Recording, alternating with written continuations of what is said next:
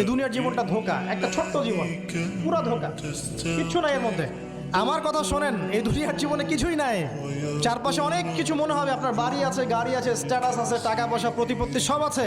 আদতে আপনি একা, আদতে আপনাকে একাই কবরে যাওয়া লাগবে, একাই আল্লাহর সাথে হিসেব নিকাশ দিতে হবে। কেউ নাই সাথে, আমাদের সাথে কেউ নাই। কিন্তু আপনি মনে করছেন যে সেলিব্রিটিজম বড়, আমি পলিটিক্যাল নেতা হয়েছি, আমাকে সবাই চেনে, আমি ইকোনমিক সেক্টরে লিড দেই, রাষ্ট্রকে লিড দেই, আমি ধর্মতাত্ত্বিক ক্ষেত্রে লিড দেই, আমাকে দেখলে মানুষ বাহবা দেয়, ইত্যাদি ইত্যাদি। দিন শেষে আমি একা, আপনিও একাই, আমাকেও একাই যেতে হবে, আপনাকেও একাই যেতে হবে।